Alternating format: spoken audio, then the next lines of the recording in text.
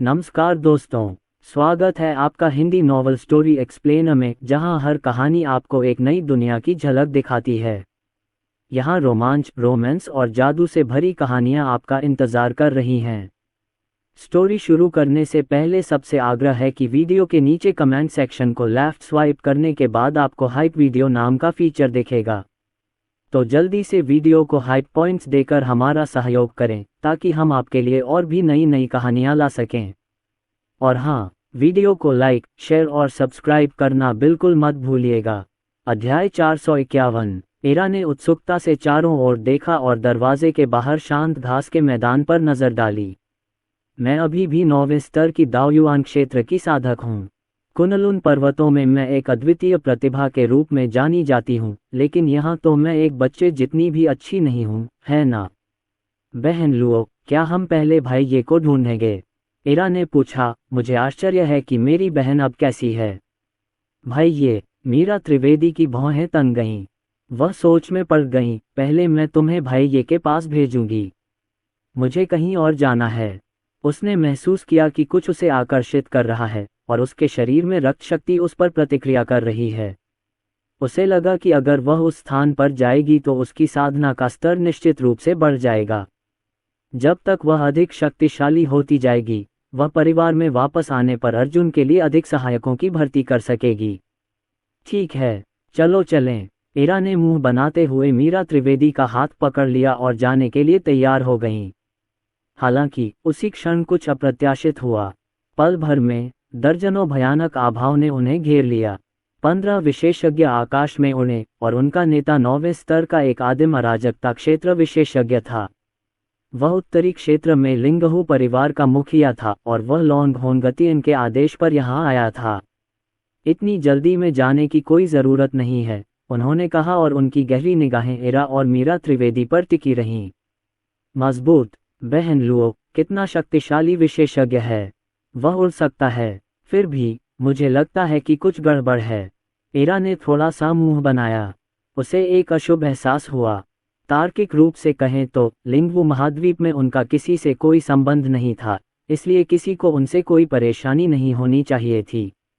हालांकि ऐसा लग रहा था कि यह आदमी किसी तरह उन्हें जानता था। आपका मतलब क्या है? हम बहनें अभी अभी यहाँ पहुँची हैं। हमने आपको नाराज नहीं किया। मीरा त्रिवेदी ने एरा को अपने पीछे छिपा लिया। उसने उन लोगों पर नजर डाली और कहा, अगर तुम हमें अगवा करने आए हो तो तुमने गलत लोगों को पकड़ लिया है। उस आदमी ने उसकी बात अनसुनी करते हुए लॉन्ग होनगतियन द्वारा दिया गया स्क्रॉल निकाला और उसे खोला। अंदर की तस्वीर मीरा त्रिवेदी की तस्वीर जैसी थी। उसने हाथ हिलाया और एक अंतरिक्षीय ब्लेड को गाढ़ा किया जिसने मीरा त्रिवेदी की बांह काट दी। उसने खून का एक निशान देखा जिसमें असीम शक्ति थी और वह बहुत खुश हुआ। ये वही है, हमने उसे ढूंढ लिया। यदि वह इस महिला को पकड़ लेता तो शायद लॉन्ग होनगतियन उसे दाओ एकीकरण ग्रेड कलाकृति से पुरस्कृत करता। परिवार प्रमुख, क्या ये सचमुच वही है? बगल से 6ठे स्तर का एक आदिम अराजकता क्षेत्र विशेषज्ञ आया और उसने भी तस्वीर को ध्यान से देखा। बार बार पुष्टि करने के बाद उसकी आंखों में एक पागलपन भरा भाव उभर आया और वह हंस पड़ा। लगभग एक जैसा। सभी लोग, यह महिला वही है जिसे सीनियर लॉन्ग होनगतियन ने व्यक्तिगत रूप से हमें पकड़ने का आदेश दिया है। एक बार जब हम उसे पकड़ लेंगे तो यह बहुत संभव है कि सीनियर लॉन्ग होनगतियन हमें दाओ एकीकरण ग्रेड कलाकृतियों से पुरस्कृत करेंगे। लिंगू परिवार का मुखिया अब खुद को रोक नहीं सका। उसने अपनी दैहिक शक्तियों का इस्तेमाल करके आसपास का जायजा लेना शुरू कर दिया, लेकिन साथ ही उसकी नज़र मीरा त्रिवेदी पर भी टिकी रही। उनके दृष्टिकोण से मीरा त्रिवेदी एक चलता फिरता खजाना थीं। उसने सोचा था कि मीरा त्रिवेदी को पकड़ने की इस यात्रा में उसका सामना कई शक्तिशाली व्यक्तियों से होगा। आखिरकार ये पवित्र ड्रैगन परिवार के मुखिया द्वारा जारी किया गया एक मिशन था, इसलिए बहुत संभव था कि उससे निपटना मुश्किल हो। हालांकि उसने यह उम्मीद नहीं की थी कि वह एक प्रारंभिक अवस्था वाली सर्वोच्च सम्राट क्षेत्र की साधिका होगी। अगर उसे पता होता कि ऐसा होगा तो उन सभी 15 लोगों के आने की जरूरत ही नहीं होती। सिर्फ वही काफी होता। लिंगहू परिवार लॉन्ग होनगतियन से संबद्ध परिवारों में से एक था। परिवार के विशेषज्ञ लॉन्ग होनगतियन के निजी रक्षक माने जाते थे। कई बार केवल दाओ एकीकरण क्षेत्र के विशेषज्ञ ही लॉन्ग होनगतियन की सेनाओं और दिव्य ड्रैगन परिवार के बीच युद्ध में भाग ले सकते थे। आदिम अराजकता क्षेत्र के विशेषज्ञ होने के नाते वे असहाय होकर केवल देखते रह जाते थे कि कैसे अन्य दाओ एकीकरण क्षेत्र के विशेषज्ञ खजाने प्राप्त करते हैं और विजयी होकर आगे बढ़ते हैं। हालांकि इस बार अवसर उनके दरवाजे पर दस्तक दे रहा था। लिंगहू परिवार के मुखिया ने अपने परिवार के 15 विशेषज्ञों का व्यक्तिगत रूप से नेतृत्व किया, जिनमें 3 तृतीय स्तरीय, 10 छठे स्तरीय, 1 7वें स्तरीय और 1 8वें स्तरीय आदिम अराजकता क्षेत्र के विशेषज्ञ शामिल थे। वे स्वयं 9वें स्तरीय आदिम अराजकता क्षेत्र के एक शीर्ष विशेषज्ञ थे, जिन्हें स्थानिक नियमों में महारत हासिल थी। उसने मूलतः सोचा था कि वह किसी दिव्य राजा क्षेत्र या आदिकालीन अराजकता क्षेत्र विशेषज्ञ को पकड़ने जा रहा है, इसलिए यह एक सुखद आश्चर्य था। ये कितना महान आशीर्वाद है। हुश हुश हुश। उसने अपनी हथेली से अंतरिक्षीय ब्लेड छोड़े और आसपास के स्थान को चीर डाला। उसी समय 7वें स्तर के आदिम अराजकता क्षेत्र के ग्रैंड एल्डर ने अंतरिक्षीय मार्ग के अंदर की स्थिति की जांच करने के लिए एक गुप्त तकनीक का इस्तेमाल किया। ये सुनिश्चित करने के बाद कि अंदर कोई और नहीं है, दोनों खुशी से मुस्कुराए। तुम मुझे पकड़ना चाहते हो? मीरा त्रिवेदी की भौहों पर एक ठंडी चमक छा गई। उसने मन ही मन आह भरी। ये सभी लोग आदिम अराजकता क्षेत्र के विशेषज्ञ थे, तो वह उनसे कैसे लड़ सकती थी? उसने अपना सिर नीचे किया और एरा की ओर देखा। वह सिर्फ 9वें स्तर की दाओयुआन क्षेत्र की साधिका थी। उसने उसे आवाज़ भेजी, मैं उन्हें बाद में रोक दूंगी। पूरी कोशिश करो कि तुम वहां से निकलकर भैये को ढूंढो। केवल भैये ही हमारी मदद कर सकते हैं। यह बहन लुओ, चलो मिलकर लड़ते हैं। एरा ने अपनी मुट्ठियां लहराईं। शायद उसे अभी तक पता नहीं था कि आदिम अराजकता क्षेत्र का विशेषज्ञ कितना शक्तिशाली होता है, इसीलिए वह कह पाई कि वह एक ऐसे विशेषज्ञ से लड़ेगी जो अंतरिक्ष को चीर सकता है। उसकी नज़र में अर्जुन सबसे ताकतवर था। इसके बाद अनिकेत दास और फिर मीरा त्रिवेदी का नंबर आया। बहन लुओ ने एक बार विजय मिश्रा के पूर्ण शक्तिशाली हमले को रोक दिया था, इसलिए उन्हें इन लोगों से बच निकलने में सक्षम होना चाहिए। जल्दी करो और भागो। मीरा त्रिवेदी ने अचानक हमला किया। उसने एक बर्फीली तलवार निकाली, जिससे प्रकाश की एक लंबी धारा निकली। इसने आकाश में बादलों को चीर दिया और तलवार की क्यूई की अनगिनत धारियों में बदल गई, जिन्होंने एक ही समय में 15 आदिम अराजकता क्षेत्र के विशेषज्ञों पर हमला किया। एरा, भागो, भाई ये को ढूंढो। वह पलटी और चिल्लाई, मैं उन्हें ज्यादा देर तक रोक नहीं सकती। जल्दी करो। इन दिनों मीरा त्रिवेदी की याददाश्त धीरे धीरे ठीक हो रही थी और उनकी ताकत काफी बढ़ गई थी।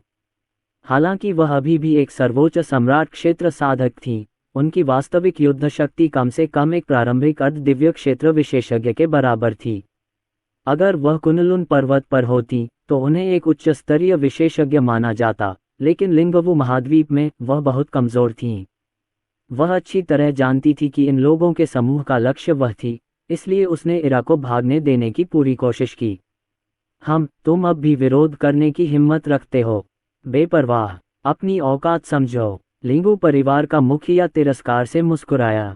हाथ हिलाकर उसने अपनी शक्ति समेटी और उसे छोड़ दिया। पल भर में बर्फीली तलवार जम गई और तलवार की क्यूई की अनगिनत धारियां हवा में जम गईं। इसके अलावा उसने उन्हें इस स्थान में कैद कर दिया। आदि अराजकता क्षेत्र में व्यक्ति स्थानिक नियमों को समझ लेता है और अंतरिक्ष को सीमित करने की क्षमता प्राप्त कर लेता है। ताओ एकीकरण क्षेत्र में व्यक्ति लौकिक नियमों को समझ पाएगा और स्थानों के भीतर समय के अंतर पैदा कर पाएगा। जब समय और स्थान की दो नामात्र शक्तियों का संयोजन होगा तो यह वैसा ही होगा जैसे पूज्य अमर विद्या लक्ष्मी ने सभी को एक अवरोध में फंसा दिया हो। उन्होंने आधे दिन तक स्थानिक अवरोध में अर्जुन से युद्ध भी किया था। हालांकि जब वे दोनों बाहर आए तो कुनलुन पर्वत में केवल एक क्षण ही बीता था। इस अर्थ में लौकिक और स्थानिक नियमों की नामात्र शक्तियां अत्यंत अत्याचारी थीं। जब तक कोई उसी स्तर का विशेषज्ञ न हो, उन शक्तियों का प्रयोग करने वाले किसी व्यक्ति से मुकाबला करना कठिन होगा। बैंग बैंग, लिंगू परिवार के मुखिया के आध्यात्मिक दबाव में तलवार की क्यूई की धारियां बिखर गईं। बर्फीली तलवार कांप उठी और हवा में फंस गई। वह न आगे बढ़ सकती थी, न पीछे हट सकती थी। कुछ ही क्षणों बाद लिंगू परिवार के मुखिया ने अपना हाथ हिलाया और नीली ऊर्जा की एक लहर आकाश में फैल गई और बर्फीली तलवार से टकराकर उसे नष्ट कर दिया। आदिकालीन अराजकता क्षेत्र के विशेषज्ञ बहुत शक्तिशाली थे। मीरा त्रिवेदी का चेहरा पीला पड़ गया।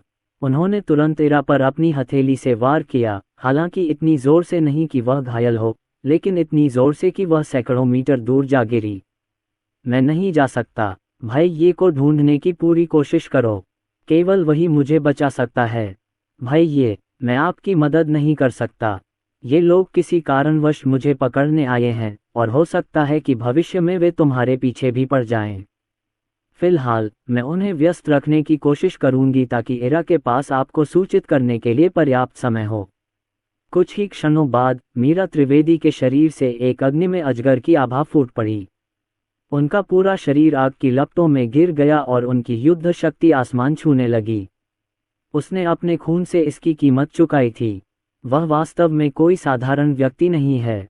लिंगू परिवार के मुखिया ने हल्की सी भौहें सिकुड़ी और मीरा त्रिवेदी को घूरने लगे। अगले ही पल उन्होंने फुसफुसाते हुए कहा, कारावास। उनके शरीर से तुरंत असंख्य नीली रोशनियां निकलीं, जो मीरा त्रिवेदी के चारों ओर लिपट गईं। एक पल में मीरा त्रिवेदी मानो जड़ हो गईं, बिल्कुल वैसे ही जैसे अर्जुन ने रक्त तलवार संप्रदाय के अग्रज का सामना किया हो। वह प्रतिरोध नहीं कर सकीं। उनका शरीर और आसपास का स्थान मानो बंद हो गया था। हालांकि वह बोल सकती थीं, लेकिन हिल नहीं पा रही थीं। तभी प्रकाश की एक धारा वापस लौटी, जब तीसरे स्तर का एक आदिम अराजकता क्षेत्र का बुजुर्ग इरा को पकड़कर मीरा त्रिवेदी की तरफ फेंक कर लौटा।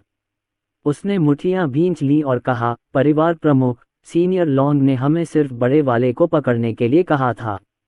छोटे वाले का क्या? एक छोटा सा। चूंकि उसने हमें उसे पकड़ने के लिए नहीं कहा था, तो उसे मार ही दो। हम कोई भी कसर नहीं छोड़ सकते। लिंगहू परिवार के मुखिया के ऐसा कहने के बाद 8वें स्तर के आदिम अराजकता क्षेत्र के एक बुजुर्ग ने खड़े होकर अपना बायां हाथ आगे बढ़ाया। जैसे ही उसने स्थानिक नियमों की नामात्र शक्ति को ग्रहण किया, उसकी हथेली में नीली रोशनी चमक उठी। जल्द ही एक हल्के नीले रंग का गोला संघनित हुआ, जिससे एक विनाशकारी आभा निकली। यह हमला एक शीर्ष स्तर के दिव्य राजा क्षेत्र विशेषज्ञ को भी तुरंत मार सकता है। इस लड़की की तरह 9वें स्तर के दाओयुआन क्षेत्र की चींटी को तो और भी अधिक मार सकता है। इस बुजुर्ग ने थोड़ा सिर हिलाया। इस हमले से मरना भी उसके जैसी चींटी के लिए गौरव की बात मानी जा सकती है। निम्न स्तर के मार्शल प्लेन के कूड़े का यहाँ अस्तित्व नहीं होना चाहिए।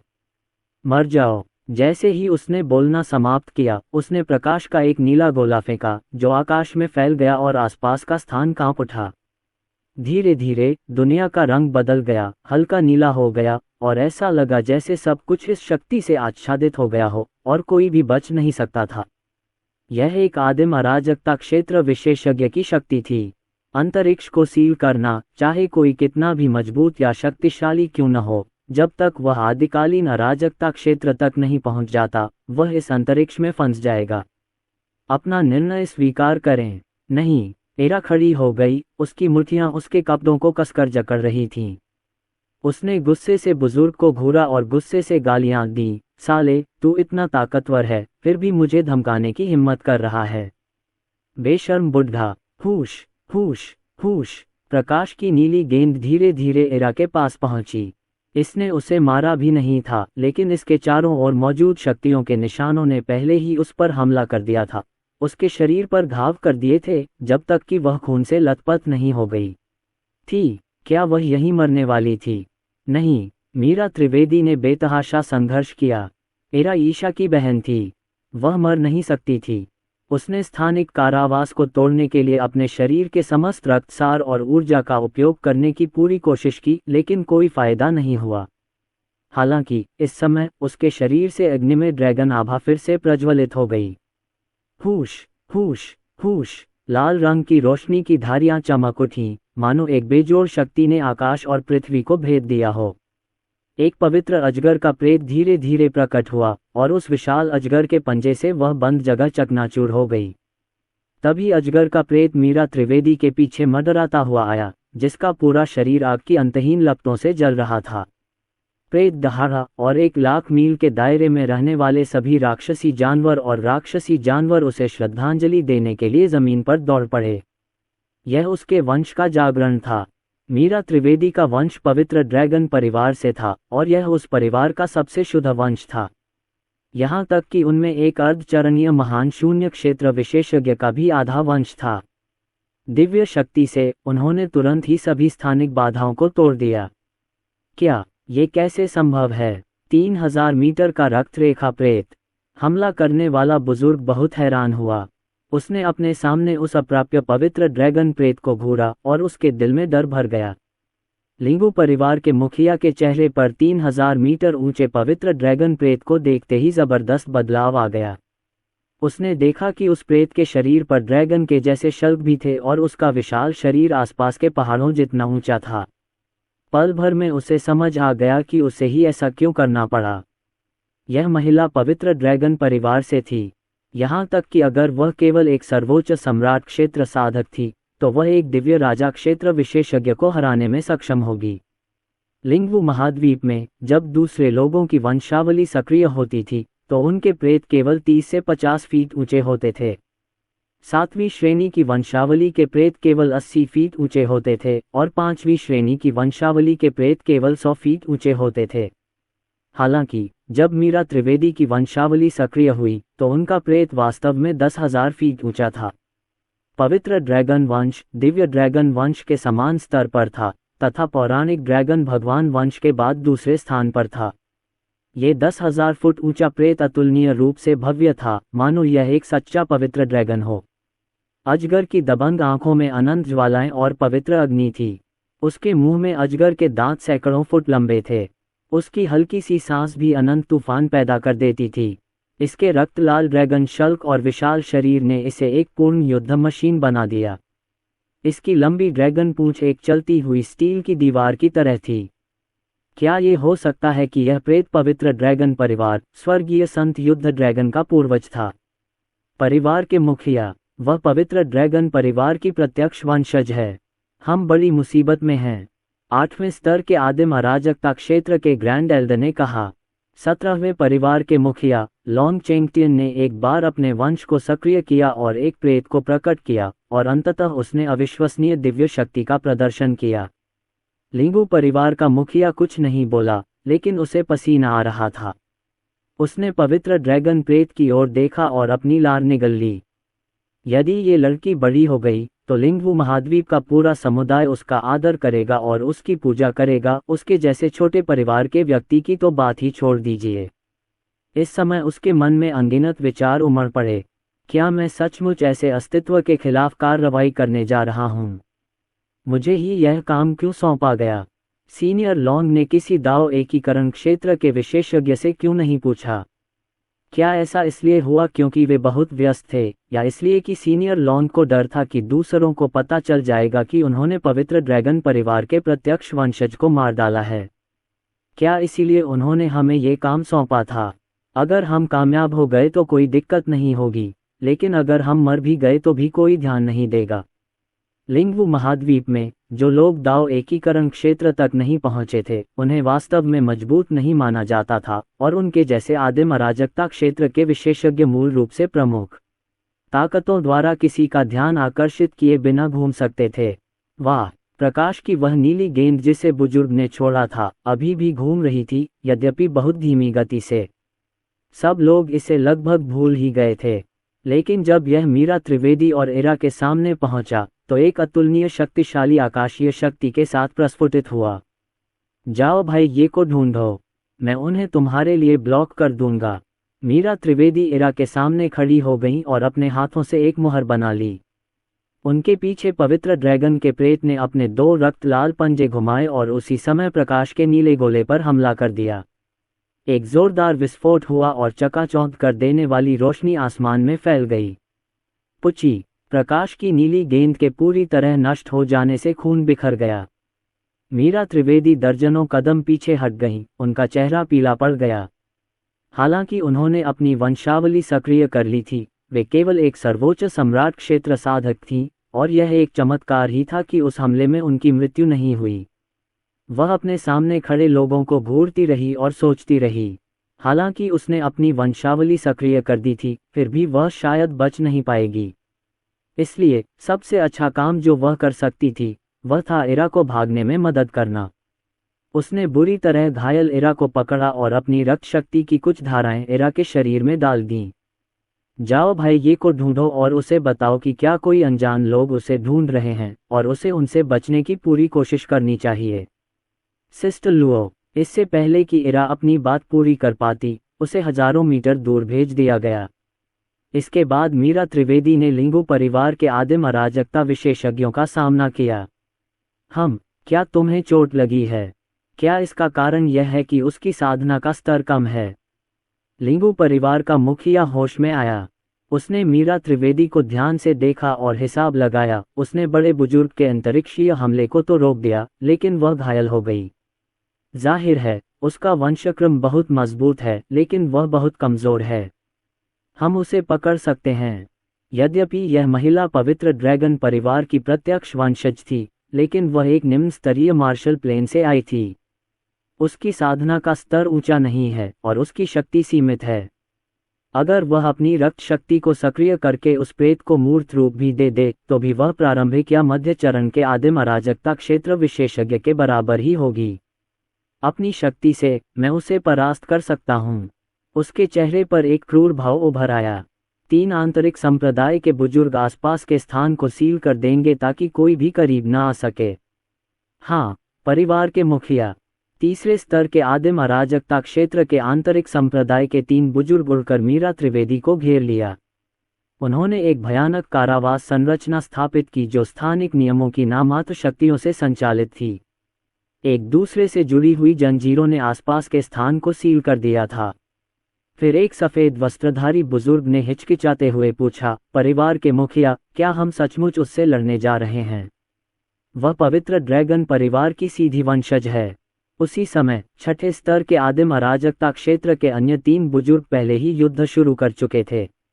उन्होंने 3000 मीटर ऊंचे पवित्र ड्रैगन प्रेत से युद्ध किया, जिससे जमीन धंस गई और चट्टानें चटक गईं। मीरा त्रिवेदी पवित्र ड्रैगन प्रेत के नीचे थीं और युद्ध के लिए पूरी तरह से उसकी ताकत पर निर्भर थीं। उसका शारीरिक शरीर बहुत कमजोर था, इसलिए वह युद्ध में बेकार थी। लिंगहू परिवार के मुखिया ने आह भरते हुए उन 9 लोगों की ओर देखा जिन्होंने अभी तक हमला नहीं किया था। हर कोई, उन्होंने गंभीरता से कहा, पवित्र ड्रैगन परिवार के कितने प्रत्यक्ष वंशज निम्न स्तरीय मार्शल प्लेन में गिर गए हैं। पवित्र ड्रैगन परिवार का हर सदस्य एक विशेषज्ञ है जिसका नाम पूरे महाद्वीप को हिला देता है। यहाँ तक कि सबसे कमजोर व्यक्ति भी सृष्टि क्षेत्र का विशेषज्ञ है। यहाँ तक कि स्टार एपर्चर क्षेत्र के विशेषज्ञ भी हैं जो सीलबंद गेट क्षेत्र तक पहुँच चुके हैं। क्या आपने सोचा है कि सीनियर लॉन्ग होंगतियन ने हमें उसे मारने के बजाय पकड़ने के लिए क्यों भेजा? जैसे ही उसने ये कहा, बाकी लोग झिझकने लगे और चिंतित हो गए। 9 बुजुर्गों के चेहरे पर अजीब से भाव थे। कोई भी पवित्र ड्रैगन परिवार के किसी प्रत्यक्ष वंशज पर यूं ही हमला करने की हिम्मत नहीं करेगा, क्योंकि उन्हें ठेस पहुंचने का डर था। परिवार के मुखिया की बातें सुनते हुए उनमें से कुछ ने इस पर गौर से सोचा। अंत में उन्होंने कहा, पवित्र ड्रैगन परिवार की मुख्य शाखा में बहुत कम सदस्य हैं। युद्ध में मारे गए कुछ लोगों के अलावा बाकी दर्जन भर लोग जाने माने हैं। इसके अलावा उनके नाम पूरे महाद्वीप में प्रसिद्ध हैं। जब तक कि वह लॉन्ग चेंगटियन और लिंग पियाओपिंग की बेटी न हो, जिसका पारिवारिक रिकॉर्ड में कोई नाम दर्ज नहीं था, और फिर वह गायब हो गई। एक बुजुर्ग ने अपना सिर उठाया और मीरा त्रिवेदी को घूरते हुए आश्चर्य से कहा, क्या आप मुझे बता रही हैं कि वह लॉन्ग चेंगटियन की बेटी है? हाँ, लिंगहू परिवार के मुखिया ने हल्के से सिर हिलाया और एक क्रूर भाव प्रकट किया। लॉन्ग चेंगटियन पूर्व परिवार के मुखिया हैं और लॉन्ग होंगतियन वर्तमान परिवार के मुखिया हैं, जिनकी हम सेवा करते हैं। हर किसी को पहले से ही समझ जाना चाहिए कि उन्होंने ऐसा आदेश क्यों दिया और उन्होंने हमें ऐसा करने के लिए क्यों कहा। हमें उसे पकड़ना ही होगा। अगर हम उसे भागने देंगे तो उसकी वापसी की खबर होली ड्रैगन परिवार के ग्रैंड एल्डर ग्रुप तक पहुंच जाएगी, और कौन जाने सीनियर लॉन का क्या होगा। हालांकि एक बात तो निश्चित है, वह ये कि हमारा लिंगू परिवार नष्ट हो जाएगा। अगर वे मीरा त्रिवेदी को नहीं पकड़ते तो स्थिति गंभीर हो जाती। उन्हें मीरा त्रिवेदी को पकड़कर लॉन्ग होनगतियन को सौंपना पड़ता।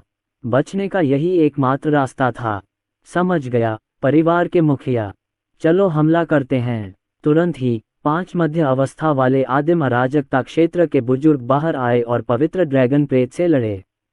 बाकी 4 बुजुर्गों की आंखें चमक उठीं, लेकिन जल्द ही वे परिवार के मुखिया के साथ मिलकर पवित्र ड्रैगन प्रेत की ओर दौड़ पड़े।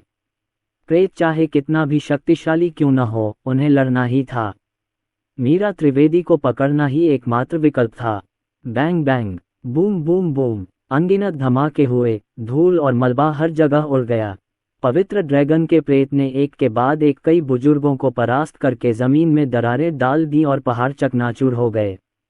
15 आदिकालीन अराजकता क्षेत्र के बुजुर्ग और लिंगू परिवार के मुखिया, जो 9वें स्तर के आदिकालीन अराजकता क्षेत्र के विशेषज्ञ थे, एक साथ लड़ रहे थे, लेकिन यह एक कठिन लड़ाई थी। 10,000 फुट ऊंचा पवित्र ड्रैगन प्रेत बहुत बड़ा था। एक हल्का सा हमला किसी भी बुजुर्ग को गंभीर रूप से घायल कर सकता था। हालांकि अपने विशाल आकार के कारण ही, हालांकि उसका शरीर ड्रैगन के शल्कों से ढका हुआ था, उसके पास बचाव का कोई और तरीका नहीं था। उस पर 7-8 बुजुर्ग भयंकर हमला कर रहे थे। पवित्र ड्रैगन प्रेत का शरीर अब खून से लथपथ हो गया था और मीरा त्रिवेदी पीली और कमजोर हो गई थी। वह पवित्र ड्रैगन प्रेत के हृदय में समा गई और युद्ध करते समय उसे स्वयं नियंत्रित किया। हालांकि वह तब तक पराजित होती रही जब तक कि पवित्र ड्रैगन प्रेत के शल्क चारों ओर उड़ नहीं गए और ड्रैगन का रक्त फव्वारे की तरह फूट पड़ा। ड्रैगन स्ट्राइक, मरना। मीरा त्रिवेदी ने अपनी पूरी ताकत से हमला किया, क्योंकि पवित्र ड्रैगन प्रेत के 2 ड्रैगन पंजों ने 2 छठे स्तर के आदिम अराजकता क्षेत्र के बुजुर्गों को पकड़ लिया और फिर कसकर जकड़ लिया। बैंग बैंग, 2 विस्फोट हुए और दोनों बुजुर्गों के शरीर फट गए और उनकी आत्माएं ड्रैगन की लपटों से नष्ट हो गईं। जितनी जल्दी हो सके इस प्रेत को हरा दो, वह ज्यादा देर तक नहीं टिक सकती, लिंगू परिवार के मुखिया ने दहाड़ते हुए कहा। उन्होंने स्थानिक नियमों की शक्ति एकत्रित की और तलवार के प्रहार से पवित्र ड्रैगन प्रेत के बाएं पैर को नष्ट कर दिया, जिससे विशाल ड्रैगन एक घुटने पर गिर गया। अवसर का लाभ उठाओ, प्रेत के सिर पर हमला करो। जब 5 मध्य अवस्था के आदिम अराजकता क्षेत्र के बुजुर्गों ने पवित्र ड्रैगन प्रेत को गिरते देखा, तो वे उन्मत्त होकर ड्रैगन के सिर की ओर दौड़ पड़े। अगर वे उसका सिर नष्ट कर पाते तो ये लड़ाई खत्म हो जाती। ठीक इसी समय एक ऐसी आवाज सुनाई दी जिसने आकाश और पृथ्वी को हिला दिया। अनंत ड्रैगन ज्वाला। मीरा त्रिवेदी चिल्लाए और अपने शरीर को एक बर्तन के रूप में इस्तेमाल करके अपने शरीर में रक्तसार को लगातार जारी किया, जो पवित्र ड्रैगन प्रेत में प्रवाहित हो रहा था। कुछ ही क्षणों बाद पवित्र ड्रैगन प्रेत ने अपना मुंह खोला और अनंत ड्रैगन लपटों से भरा एक कौर उगल दिया, जो आग के एक स्तंभ की तरह आकाश में उछल गया, जिसने 5 आदिकालीन अराजकता क्षेत्र के बुजुर्गों को घेर लिया और उन्हें जलाकर राख कर दिया। नहीं, प्रेत को नष्ट करो। 8वें स्तर के आदिम अराजकता क्षेत्र ग्रैंड एल्डर ने पवित्र ड्रैगन प्रेत के पंजों पर हमला जारी रखा और अंततः 1000 फुट लंबा पंजा काट दिया। अन्य बुजुर्ग भी आगे बढ़े और पूरी ताकत से हमला कर दिया। लिंगू परिवार के मुखिया ने उन बुजुर्गों की राख को देखा जो मर चुके थे। उसके चेहरे पर थोड़ी सी सनक थी और वह गुस्से से चिल्लाया, हमला। उसकी आखिरी सांसें आ गई हैं। ये लपटें शायद उसका आखिरी हमला थीं। प्रेत को नष्ट करो, लेकिन उसे मत मारो। बाकी बचे कुछ बुजुर्ग पागल हो गए और पवित्र ड्रैगन प्रेत पर बेतहाशा हमला कर दिया। ड्रैगन के शल्क, मांस और खून हर जगह उड़ गए। मीरा त्रिवेदी, जो पवित्र ड्रैगन प्रेत को नियंत्रित कर रही थीं, भी हिल गईं और उनकी चोटें और भी गंभीर हो गईं। स्वूश! अचानक एक आकाश को हिला देने वाली तलवार की किरण प्रकट हुई। उसमें आकाशीय नियमों की शक्ति समाहित थी और वह अतुलनीय रूप से भयानक थी। 8वें स्तर के आदिम अराजकता क्षेत्र के ग्रैंड एल्डर ने फिर से हमला किया। मीरा त्रिवेदी को पहली बार घायल करने वाला भी वही था। मीरा त्रिवेदी के हाथों अपने कुछ पुराने दोस्तों और यहाँ तक कि अपने छोटे भाइयों की भी दुखद मौत देखकर उसने परिवार के मुखिया के आदेश की परवाह किए बिना हमला कर दिया। इस समय वह मीरा त्रिवेदी को मारने के लिए बेताब था। धत्तेरी की, अगर आप उसे मार देंगे तो हम खुद को कैसे समझाएंगे? लिंगहू परिवार का मुखिया पवित्र ड्रैगन प्रेत के सामने खड़ा हो गया और उसने हमले को रोक दिया, उसे नष्ट कर दिया और ग्रैंड एल्डर को उड़ा दिया। सीनियर लॉन्ग को एक जीवित व्यक्ति चाहिए, लाश नहीं। आप महापुरुष अनिच्छा से रुक गए और किनारे से युद्ध देखने लगे। बाकी 8 बुजुर्गों ने फिर से हमला किया, जिनमें तीसरे स्तर के आदिम अराजकता क्षेत्र के 3 बुजुर्ग भी शामिल थे, जिन्होंने आसपास के क्षेत्र को सील कर रखा था। वे उसे जल्द से जल्द जिंदा पकड़ना चाहते थे। चूंकि अब बात यहाँ तक पहुँच गई है, इसलिए मैं उनमें से जितने लोगों को हटा सकता हूँ, हटा दूंगा। आत्मा विनाश। मीरा त्रिवेदी जोर से चिल्लाए और अपने शरीर में सभी रक्तसार और ऊर्जा को सक्रिय कर दिया, जिससे पवित्र ड्रैगन प्रेत का विस्फोट हो गया। तुरंत ही अजगर का शरीर फट गया और विस्फोट से उत्पन्न शक्ति पूरे युद्ध क्षेत्र में फैल गई। उसी समय शक्ति का एक अंश मीरा त्रिवेदी के शरीर में प्रवाहित हुआ, जिससे उनकी मृत्यु से रक्षा हुई। Bang bang. लिंगू परिवार के बुजुर्ग एक के बाद एक गिर गए, यहाँ तक कि उस जगह को बंद करने वाले 3 बुजुर्ग भी प्रभावित हुए और उनके शरीर फट गए। खून जमीन पर बिखर गया। जैसे ही बंद जगह खुली, विस्फोटक शक्ति चारों दिशाओं में फैल गई और कई पहाड़ चकनाचूर हो गए।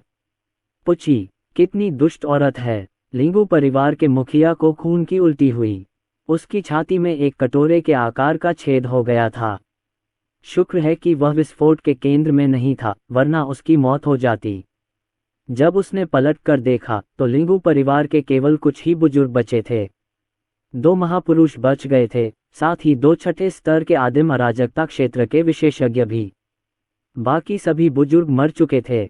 यह शापित औरत, अगर सीनियर लॉन्ग का आदेश न होता तो मैं तुम्हें मार डालता।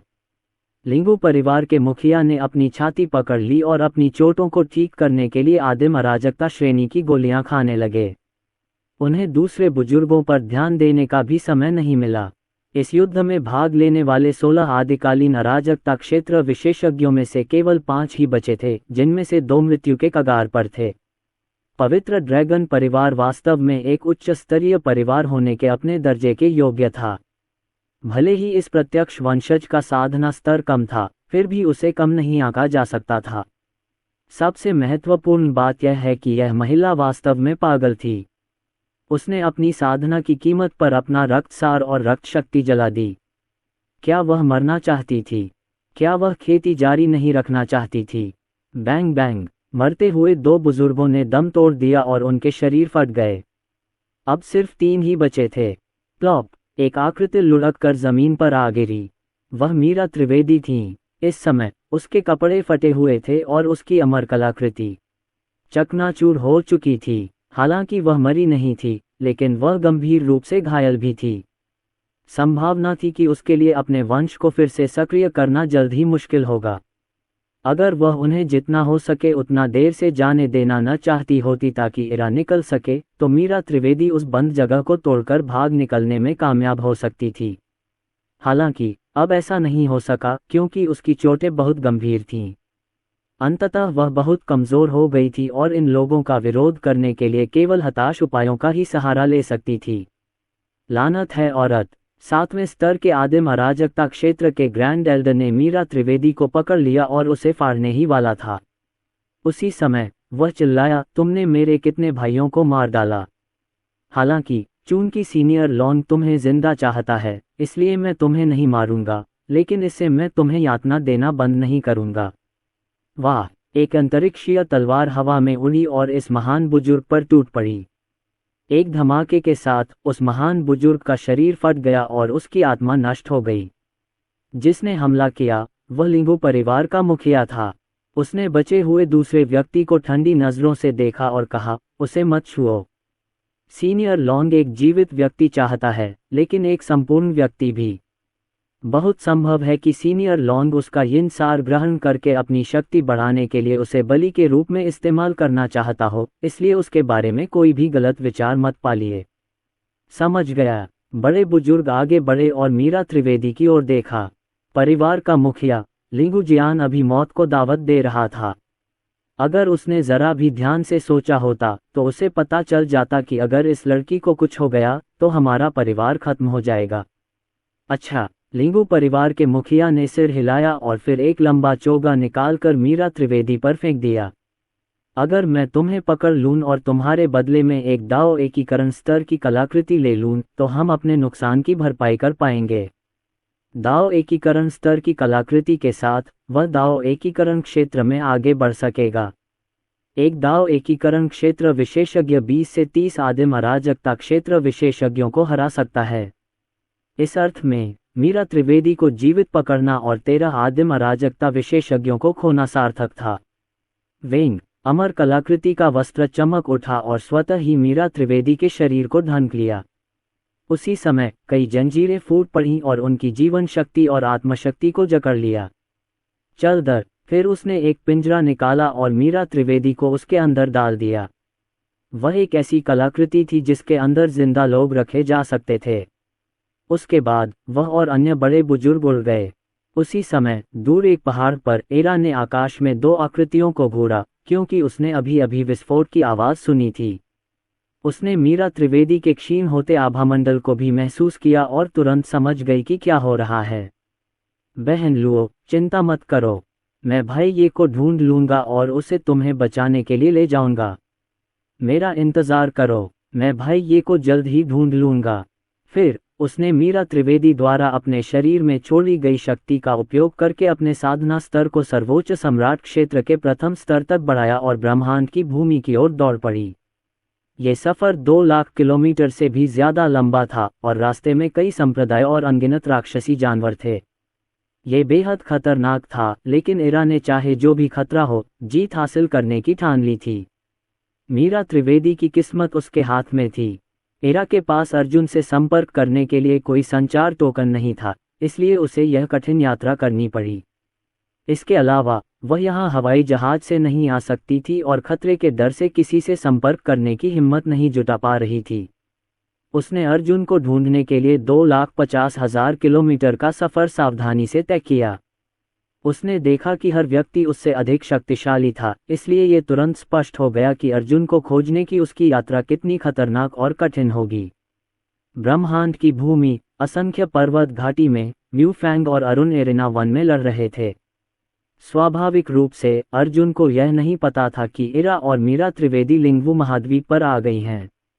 अगर उसे पता होता तो वह हर कीमत पर वहां पहुंच जाता, भले ही वह इतना बलवान न होता।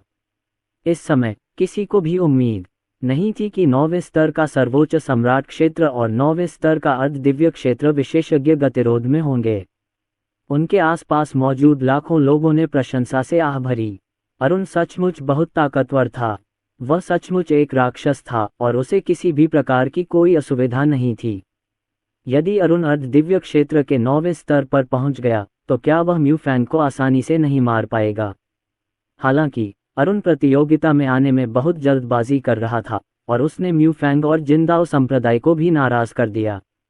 अगर वह तब तक इंतजार करता जब तक वह ज्यादा मजबूत न हो जाए तो वह प्रतियोगिता में सबको आसानी से हरा देता। उसकी वर्तमान साधना का स्तर बहुत कम था और उसके तुरुप के पत्ते शायद म्यू फैंग जितने प्रचुर या शक्तिशाली नहीं थे। आखिरकार म्यू फैंग के पीछे पूरा जिंदाओ संप्रदाय और आदिम अराजकता क्षेत्र के कई बुजुर्ग थे। ये शितियान के पीछे कौन था? बेईगोंग जियू, बस वही थी। बेईगोंग जियू उसकी मदद करेगा, लेकिन बेईगोंग परिवार कभी उसकी मदद नहीं करेगा। अरुण आज मरने वाला था, कोई भी उसे बचा नहीं सका, यहाँ तक कि बेईगोंग जियू या आचार्य सूर्यदेव भी नहीं। ये कहना मुश्किल है कि कौन जीत रहा है। आचार्य सूर्यदेव, क्या आपको लगता है कि गुरु जीत सकते हैं? बेईगोंग जियू बाढ़ के सहारे झुक गई और अपनी ठुड्डी हाथों पर टिका ली। वह चिंतित लग रही थी।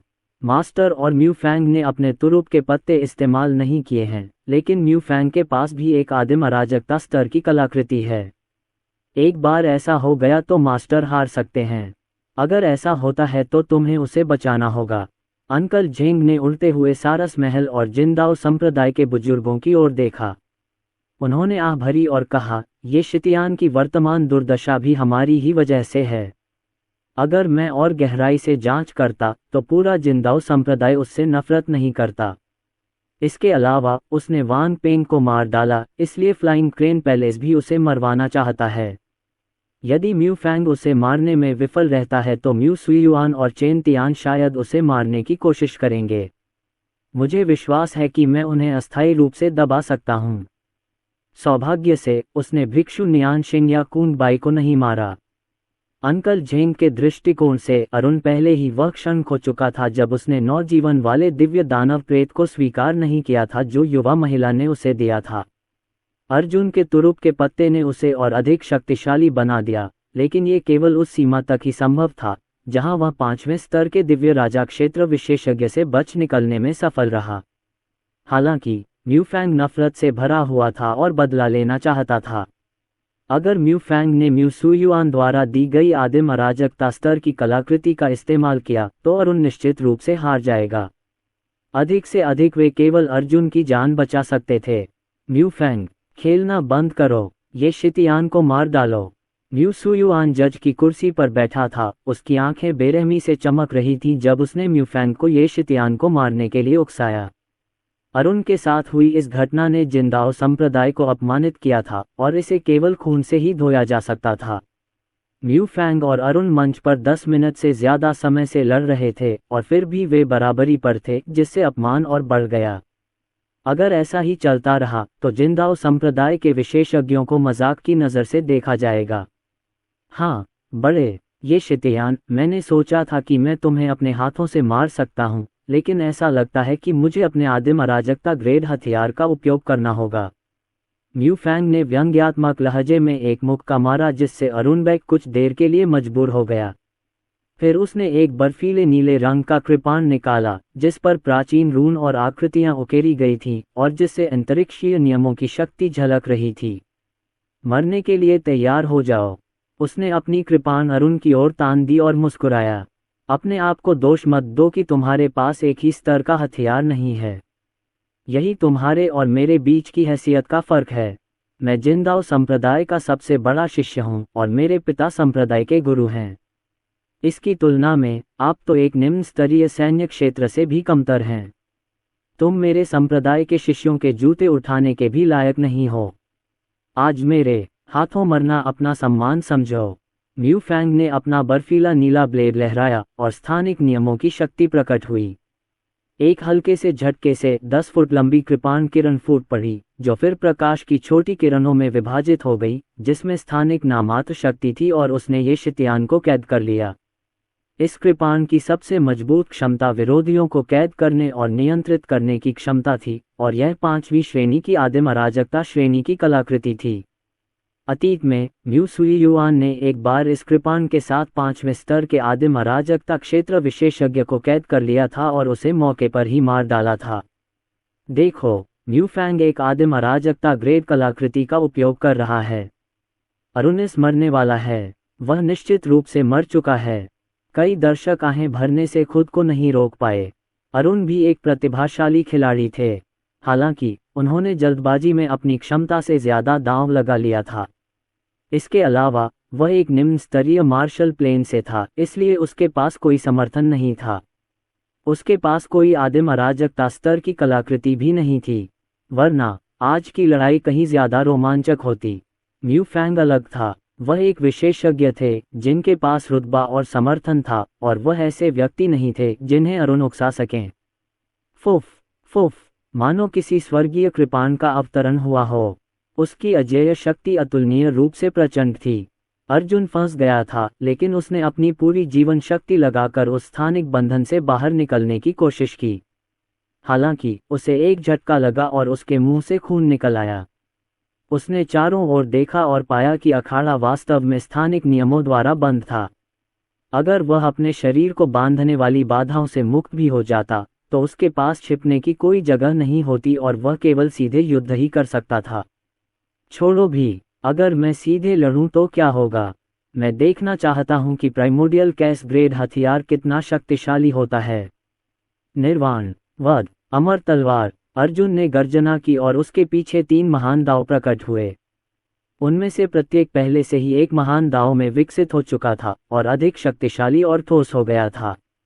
वह पहले से ही अर्ध दिव्य क्षेत्र में प्रवेश करने में सक्षम था और उसके पास ऐसा करने के लिए केवल एक उपयुक्त आदिम अराजकता स्तर के हथियार का अभाव था।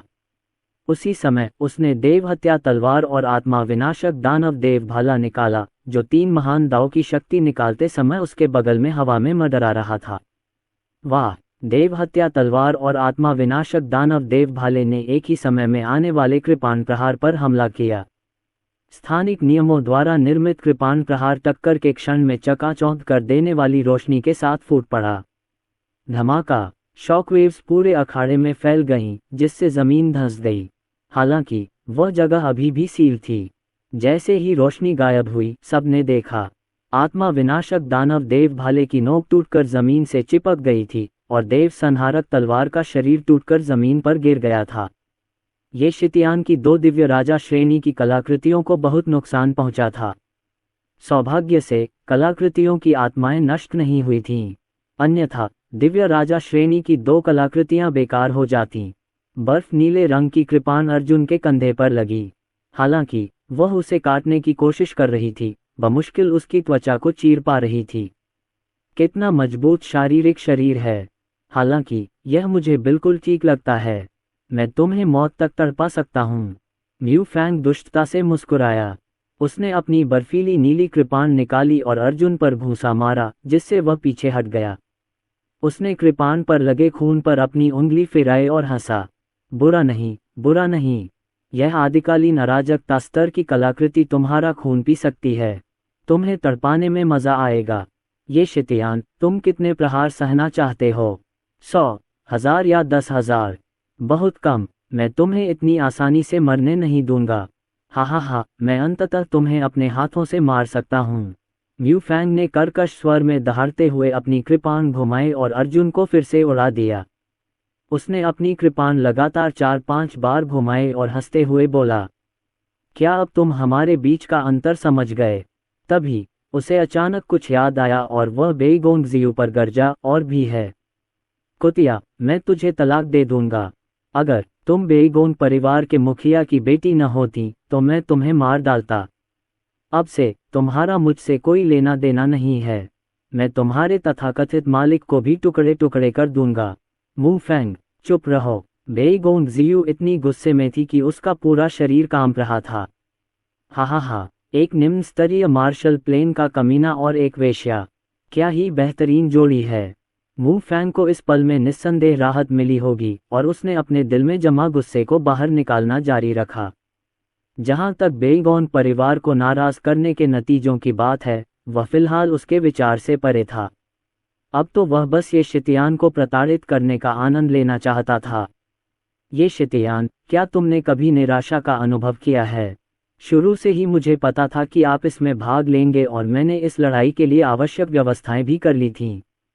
लेकिन तुमने वांग पेंग को मार डाला, जिससे मुझे आश्चर्य हुआ। वाह! कृपाण की एक ऊर्जा की रेखा अर्जुन की ओर उड़ी। उन्होंने इसे टाल दिया, लेकिन शक्तिशाली आघात तरंगों ने फिर भी अर्जुन को असहज महसूस कराया। हथियारों में बहुत अंतर था। इसके अलावा अर्जुन अब अपने हथियारों का इस्तेमाल नहीं कर सकते थे। म्यू फैंग ने फिर हमला किया। अर्जुन के पास छिपने की कोई जगह नहीं थी और वह सीधे उसका सामना कर सकता था। हा हा, म्यू फैंग ये देखकर पागलों की तरह हंसा और फिर बोला, तो मैंने योजना बदल दी। मैंने तुम्हें कमजोर करने के लिए किसी को नहीं भेजा था, बल्कि मैंने खुद तुम्हें मारने का फैसला किया था। इसके लिए मैंने यह आदिम अराजकता ग्रेड कलाकृति प्राप्त की, जिसने आपके भाग्य को सील कर दिया। आप अपनी ताकत के कारण नहीं हारे, आप अपनी हैसियत के कारण हारे। क्या तुम समझती हो, हे तुच्छ चींटी? दिव्य राजा क्षेत्र तक पहुंचने से पहले कोई भी आदिम अराजकता स्तर की कलाकृति की शक्ति का सामना नहीं कर सकता था, यहाँ तक कि अर्जुन भी नहीं। अंकल झेंग, उसे बचाओ और म्यू फैंग को मार डालो। बेईगोंग जियू भी बेहद गुस्से में थी। उसने तुरंत 7 आदिम अराजकता स्तर की कलाकृतियां निकाली और उन्हें म्यू फैंग पर निशाना बनाया, अपनी प्रतिष्ठा के लिए लड़ने को तैयार। समझा? हाँ। युवा महिला, अंकल झेंग, वांग क्यू और अन्य लोग हवा में उठे और हमला करने के लिए तैयार हो गए। हालांकि एक विश्व हिलाने वाली आभा अचानक आकाश में बढ़ गई और एक खूनी हथेली की छाप कहीं से प्रकट हुई और म्यू फैंग के कृपाण के वार को कुचल दिया। ये दृश्य इतना अचानक हुआ कि दर्शक सदमे से अवाक रह गए। ये कैसे संभव हुआ? कुछ ही सेकंड बाद सबने खूनी हथेली के निशान के स्रोत की ओर देखा और ये शितियान को देखा जिसका शरीर राक्षसी ऊर्जा से घिरा हुआ था। उसकी छाती के सामने 9 राक्षसी ड्रैगन प्रकट हुए और उसके सिर के ऊपर उसके 3 महान दाव प्रकट हुए। यद्यपि उसके कपड़े फटे हुए थे, फिर भी उसकी चोटें तेजी से ठीक हो रही थीं। इस समय वह एक जीवित राक्षस देवता की तरह लग रहा था। उसकी आभा तेजी से बढ़ी और वह 7वें स्तर के दिव्य राजा क्षेत्र विशेषज्ञ के बराबर थी और वह स्वर्गीय आत्मा शहर के सिटी लॉर्ड से कई गुना अधिक शक्तिशाली था। इसके अलावा आसपास का तापमान अचानक गिर गया था और इस समय आसमान से बर्फ के टुकड़े गिर रहे थे, जिससे युद्ध का मैदान बर्फ से भर गया था। ये लेन ज़ुएयू का काम था, आदरणीय अमर बर्फ तलवार। लेन ज़ुएयू की दिव्य आत्मा ने अर्जुन के शरीर पर कब्जा कर लिया था। वह कैसे संभव है? म्यू फैंग की आंखें अर्जुन को घूरते हुए चौड़ी हो गईं। इस पल उसे अचानक एहसास हुआ कि उसके सामने खड़ा युवक थोड़ा अपरिचित लग रहा था। अर्जुन की आंखें अत्यंत ठंडी थीं और लगभग पहचान में नहीं आ रही थीं। क्या यह अब भी वही व्यक्ति था? एक साधारण सर्वोच्च सम्राट लोक साधक इतना दबंग कैसे लग सकता है? अचानक अर्जुन हिल गया। उसने एक कदम आगे बढ़ाया और उसके चारों ओर राक्षसी और बर्फीली ऊर्जा ने जमी हुई दुनिया को घुमाना शुरू कर दिया। उसके हाथ की एक लहर से एक छिपी हुई संरचना प्रकट हुई। तुम्हें उसे छूना नहीं चाहिए था। स्थिति, समर्थन, हास्यास्पद। जिनदाओ संप्रदाय का चरा है, फिर भी इस घटिया संप्रदाय का कोई व्यक्ति मेरे सामने अपनी स्थिति का प्रदर्शन करने का साहस करता है। म्यू फैंग दंग रह गया। ब्रह्मांड की भूमि में जिनदाओ संप्रदाय का उच्च स्थान था, लेकिन अरुण अब उन्हें कचरा कह रहे थे। क्या किसी निम्न स्तरीय मार्शल प्लेन से किसी ने वास्तव में कहा कि जिनदाओ संप्रदाय कचरा था? तुम? म्यू फैंग अचानक अपनी हैरानी से बाहर आया। वह ठंडी मुस्कान के साथ मुस्कुराया और अपनी तलवार घुमाई। तुम तो बस एक तुच्छ चींटी हो। तुम्हें मेरे संप्रदाय को नीचा दिखाने का क्या अधिकार है? उसकी बात पूरी होने से पहले ही अर्जुन ने वार किया। उसकी 5 उंगलियों ने आते हुए आदिम अराजकता श्रेणी के कृपाण को पकड़ लिया और उसकी उंगलियों से धधकती राक्षसी आग का एक गोला फूट पड़ा, जिसने आदिम अराजकता श्रेणी की कलाकृति को चकनाचूर कर दिया। फिर उसने म्यू फैंग को पकड़कर जमीन पर पटक दिया मानो उसने कोई खिलौना पकड़ा हो। म्यू फैंग पूरी तरह से स्तब्ध रह गया। वह जवाबी कार्रवाई करना चाहता था, लेकिन उसे एहसास हुआ कि वह ऐसा करने में असमर्थ है। ये कैसे संभव हुआ? इस क्षण उसे लगा कि उसके सामने खड़ा युवक एक दुर्गम पर्वत के समान है। ये तो एक भ्रम ही था। युवक, अगर तुम्हारे पिता भी आ जाएं, तो वे मुझे चींटी कहने के लायक नहीं होंगे। तुम्हें तो छोड़ ही दीजिए। पापा, पापा, पापा। अर्जुन ने लापरवाही से कुछ थप्पड़ मारे, लेकिन म्यू फैंग का भौतिक शरीर पहले से ही टूटने के कगार पर लग रहा था। इस समय म्यू फैंग बहुत डर गया। तुम मुझे नहीं मार सकते। मैं जिनदाओ संप्रदाय का सदस्य हूँ। अगर तुमने मुझे चोट पहुंचाई तो जिनदाओ संप्रदाय तुम्हें यातना देकर मार डालेगा। यातना दी गई। अर्जुन ठंडे स्वर में मुस्कुराया। उसकी उंगलियों ने एक मुहर बना ली और कुछ बर्फ की तलवारें अचानक उसके चारों ओर जमा हो गईं और फिर म्यू फैंग के शरीर में धंस गईं। म्यू फैंग की शोकपूर्ण चीखों से पूरा अखाड़ा तुरंत भर गया। इस समय वहां उपस्थित सभी लोग स्तब्ध रह गए। यद्यपि उन्हें पता था कि अखाड़ा छुपा हुआ था, फिर भी वे स्पष्ट रूप से बता सकते थे कि अंदर क्या चल रहा था। म्यू फैंग पूरी तरह से पराजित हो चुका था। ये शितियान, आखिर यह व्यक्ति कौन था और वह इतना शक्तिशाली कैसे था? एक दिव्य राजा क्षेत्र विशेषज्ञ की युद्ध शक्ति को विकसित करने के लिए उसने कौन सा तुरुप का पत्ता इस्तेमाल किया? ये बहुत भयानक था। वांग यान, वांग क्यू, अंकल जेंग और बाकी लोग दंग रह गए और बेईगोंग जियू भी हैरान थी। उसने अपना मुंह ढक लिया और कहा, गुरु बहुत शक्तिशाली हैं। यह आभा, वे कम से कम 7वें स्तर के दिव्य राजा क्षेत्र के विशेषज्ञ जितने शक्तिशाली हैं। उसने वास्तव में आदिम अराजकता ग्रेड हथियार को भी नष्ट कर दिया है और अब म्यू फैंग को यातना दे रहा है। वह अवश्य ही किसी प्राचीन राक्षस का वंशज होगा। उसने अपनी लार निगल ली। उसने कभी नहीं सोचा था कि उसका मालिक इतना ताकतवर होगा। इसमें कोई आश्चर्य की बात नहीं थी कि उसके मालिक ने प्रतियोगिता में प्रथम स्थान के लिए प्रतिस्पर्धा करने की हिम्मत की। यहाँ के प्रतिभाशाली लोगों में से कौन ये शितियान को रोक सकता है? किसी को भी नहीं। केवल वे बुजुर्ग ही उसे दबा सकते थे। अखाड़े में लैन ज़ुएयू ने म्यू फैंग की ओर देखा, जो गंभीर रूप से घायल था, और अर्जुन से कहा, बच्चे, मैं बाकी सब तुम्हारे ऊपर छोड़ता हूँ। गुरु आपका धन्यवाद। तभी अर्जुन को होश आया और उसने म्यू फैंग की ओर देखते हुए ठंडे स्वर में कहा, म्यू फैंग, मैं अपनी बात एक बार फिर दोहराऊंगा।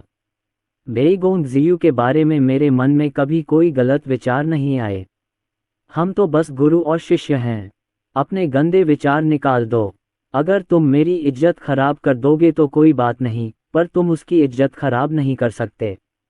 इसके अलावा अर्जुन ने बुरी तरह घायल म्यू फैंग को पकड़ लिया और मुस्कुराया। तुम मुझे मारना चाहते थे। तुम्हारा जिंदाओ संप्रदाय मुझे मारना चाहता था। तो क्या हुआ? दुनिया में ऐसा कोई नहीं है जिससे मैं डरता हूँ। उसने म्यू फैंग को उठाया और विभिन्न संप्रदायों के बुजुर्गों और संरक्षकों का सामना किया। उसने गुस्से से कहा, जो कोई भी मुझे मारने की कोशिश करेगा, मैं उसे मार डालूंगा और उसके संप्रदाय को नष्ट कर दूंगा। मैं उसके संप्रदाय को एक उजाड़ बंजर भूमि में बदल दूंगा। जैसे ही उसने बोलना समाप्त किया, एक विस्फोट हुआ और उसने म्यू फैंग को कुचल दिया, जिससे उसकी तुरंत मृत्यु हो गई। जैसे ही यह हुआ, सहस्त्र पर्वत घाटी में सन्नाटा छा गया और सब लोग अर्जुन को स्तब्ध होकर देखने लगे, मानो वह कोई राक्षस हो। लोगों को मार रहा है और उनके संप्रदाय को नष्ट कर रहा है। उन्होंने ब्रह्मांड की भूमि के सभी संप्रदायों और परिवारों के सामने ऐसी बात कहने का साहस किया। ऐसी निर्भीकता और अहंकार पहले कभी नहीं देखा गया था। हे शितियान, तुम छोटे बदमाश, क्या तुम मौत को दावत दे रहे हो? म्यू सुयुआन दुख और आक्रोश में आकाश में उड़ गया। उसी समय जिंदाओ संप्रदाय के 1 दर्जन से ज्यादा अन्य बुजुर्ग भी आकाश में उड़ गए, अर्जुन को मारने के लिए। तुम्हें मरना ही होगा। म्यू सुयुआन ने अपना आदिम अराजकता स्तर का आर्टिफैक्ट निकाला और अपना सबसे शक्तिशाली हमला शुरू किया।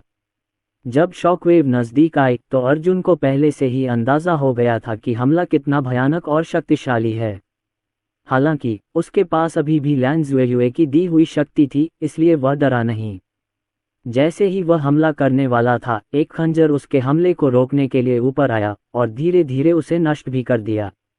तभी एक आकृति उसके सामने आकर खड़ी हो गई। यह अंकल जेंग थे।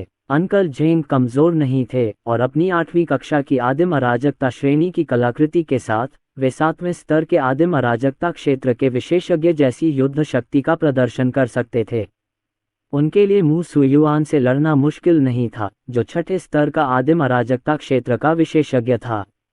हुश हुश हुश, बैंग बैंग। आकाश में दर्जनों हथियार और हमले आपस में टकरा रहे थे, जब 10 से ज्यादा दिव्य राजा क्षेत्र विशेषज्ञ आपस में भिड़ गए। उनमें से आधे जिंदाओ संप्रदाय के संरक्षक और बुजुर्ग थे, जबकि बाकी आधे बेईगोंग ज़ियू के अधीन रक्षक थे। झेंग कुंग, आपका इससे क्या मतलब है? म्यू सुयुआन ने अंकल जेंग का सामना किया और उसी समय उसने एक तलवार निकाली जो अंकल जेंग के खंजर से टकरा गई। वे दोनों अस्थायी रूप से गतिरोध में थे। अरुण ने मेरे भतीजे और जिंदाओ संप्रदाय के युवा गुरु को मार डाला। मैं इसका बदला जरूर लूंगा। झेंग कुंग, अगर तुम जानते हो कि तुम्हारे लिए क्या अच्छा है, तो चले जाओ। म्यू सुयुआन अपना दिमाग खोने वाला था। जिस भतीजे को उसने पाला था, वह ये शितियान के हाथों मर गया था। ये दुश्मनी ऐसे नहीं सुलझ सकती। उसे अपनी नफरत निकालने के लिए अरुण को मारना पड़ा। म्यू सुयुआन, क्या तुम प्रतियोगिता के नियम भूल गए? अखाड़े में लड़ाई जिंदगी और मौत की लड़ाई होती है। बेईगोंग ज़ियू जल्दी से अर्जुन के पास आकर खड़ी हो गई। उसने अर्जुन के शरीर पर सावधानी से औषधीय द्रव छिड़का ताकि उसकी चोटों से उसे आराम मिल सके। साथ ही उसने म्यू सुयुआन को घूरते हुए कहा, म्यू फैंग के लिए मेरे स्वामी को मारने की कोशिश करना ठीक था, लेकिन इसके विपरीत नहीं। लेकिन अरुण एक निम्न स्तरीय सैन्य क्षेत्र से आया है। उसके पास योग्यताएं कैसे हो सकती हैं? हाँ, उसके पास योग्यताएं हैं। बेईगोंग ज़ियू ने अर्जुन को पकड़ लिया और सबसे कहा, अरुणिस मेरे गुरु हैं और बेईगोंग परिवार के संरक्षक भी। वह तुम्हारे जैसे अधीनस्थ संप्रदाय के सदस्य को क्यों नहीं मार सकते? बेईगोंग ज़ियू द्वारा इस तरह सार्वजनिक रूप से सब कुछ घोषित करना जिंदाओ संप्रदाय पर युद्ध की घोषणा करने के बराबर था। म्यू फैंग कौन था? वह तो एक अधीनस्थ संप्रदाय का युवा गुरु मात्र था। क्या वह ये शितियान से ज्यादा ताकतवर हो सकता है? उसकी क्षमता ये शितियान से ज्यादा कैसे हो सकती है। अरुण 9वें स्तर का सर्वोच्च सम्राट क्षेत्र साधक था, फिर भी वह 7वें स्तर के दिव्य राजा क्षेत्र विशेषज्ञ जैसी युद्ध शक्ति प्रदर्शित कर सकता था। ये लगभग तय था कि वह आदिम अराजकता क्षेत्र या यहाँ तक कि दाओ एकीकरण क्षेत्र तक पहुँच जाएगा। इसके अलावा वह तब भी अपने स्तर से परे युद्ध शक्ति प्रदर्शित कर सकता था, जो उसे एक भयानक प्रतिद्वंद्वी बनाता। बेईगोन परिवार ऐसी प्रतिभा को कैसे महत्व नहीं दे सकता। वह म्यूफैंग से कहीं बेहतर था और जिनदाओ संप्रदाय से भी कहीं अधिक मूल्यवान था, क्योंकि उनके पास कोई भी दाओ एकीकरण क्षेत्र विशेषज्ञ नहीं था। खांसी सब लोग 100 संप्रदाय ब्रह्मांड प्रतियोगिता व्यक्तिगत शिकायतों को निपटाने का स्थान नहीं है ना। बैंगनी वन संप्रदाय के आंतरिक संप्रदाय के मुखिया लिन कुवान धीरे धीरे हवा में उठे। वे भी न्यायाधीशों में से एक थे और 5वें स्तर के आदिम अराजकता क्षेत्र के विशेषज्ञ थे। उसने बेईगोंग जियू की ओर मुठियां तनी। 7वीं मिस के मालिक का दर्जा स्वाभाविक रूप से उसके भतीजे से ऊंचा है। इसके अलावा जीवन और मृत्यु अखाड़े में जीत या हार से निर्धारित होते हैं। बड़े म्यू, इसे जाने दो। ठीक है, दानदाता म्यू, अभी के लिए जाने दो। झेनकोंग मंदिर के मठाधीश वू यू भी हवा में उठे। उन्होंने अपनी हथेलियां जोड़कर बेईगोंग जियू को प्रणाम किया। फिर उन्होंने कहा, अखाड़े में जीवन मरण सामान्य है। तुम दोनों बूढ़े लोग भी बेईगोंग जियू की चापलूसी करना चाहते हो। क्या तुम अब भी अपने आप को अपने संप्रदायों का मुखिया और मठाधीश मानते हो? मुझे तुम्हारे साथ संगति करने में शर्म आती है। म्यू सुयुआन ने अपनी तलवार निकाली और दूर से अरुण को देखा। उसने व्यंग्य किया, अरुणी निर्णायक और निडरता से मारने वाला है। फिर उन्होंने मठाधीश वू यू और एल्डर लिन कुवान की ओर देखा और मुस्कुराए। अगर स्वर्ण बुद्ध संप्रदाय के खंडहरों में संघर्ष हुआ तो मुझे डर है कि आपका कोई भी शिष्य उससे मुकाबला नहीं कर पाएगा। टस्क कितना ताकतवर नौजवान है। मुझे लगता है उसे अकेले ही खंडहरों में घुस जाना चाहिए। आखिर अगर वो सब कुछ ले ही जाएगा तो ज्यादा लोगों के होने का क्या फायदा। जैसे ही उन्होंने बोलना समाप्त किया, कई साधकों ने अजीब भाव से अर्जुन की ओर देखा।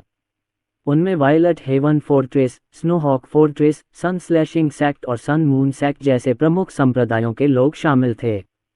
उनके सभी सर्वश्रेष्ठ शिष्य हेवन रोल के शीर्ष 20 में थे और वांग पेंग और म्यूफैंग से ज्यादा कमजोर नहीं थे।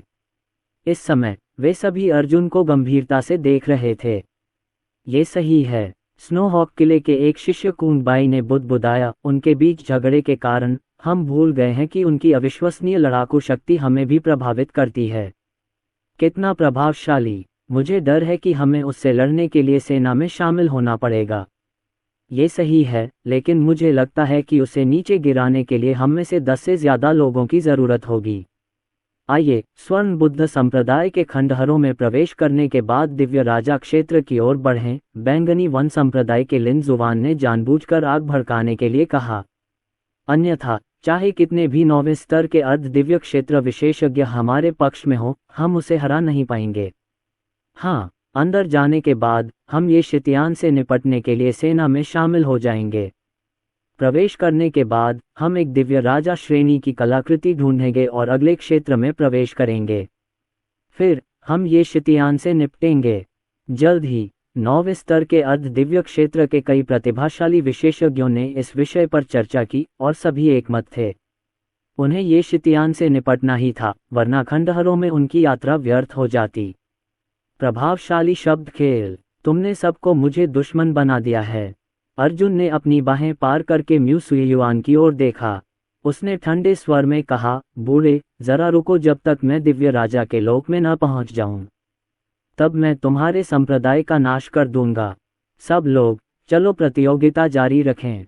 मठाधीश वुयू के चेहरे के भाव बदल गए। उसने अर्जुन की तरफ देखा और उसकी आंखों में जानलेवा इरादे उभर आए। एल्डर लिन कुवान भी ऐसा ही था। पहले वह मिस बेईगोंग जियू को खुश करना चाहता था, लेकिन भूल गया था कि अरुण खंडहरों में उसके शिष्यों के लिए खतरा बन जाएगा। अरुण से निपटना जरूरी है। यद्यपि म्यू सुयुआन और अन्य जिनदाओ संप्रदाय के साधकों ने हार मान ली थी, फिर भी उन्होंने कुछ कठोर शब्द कहे थे, जिससे अर्जुन तुरंत ही सभी के ध्यान का केंद्र बन गया। अब उसे सबसे खतरनाक और सबसे बड़ा खतरा माना जाने लगा था। इसलिए खंडहरों में प्रवेश करने और दिव्य राजा के क्षेत्र में पहुंचने के बाद इनमें से कई प्रतिभाशाली लोग अपना अभिमान त्याग कर उससे निपटने के लिए मिलकर काम करने को तैयार थे।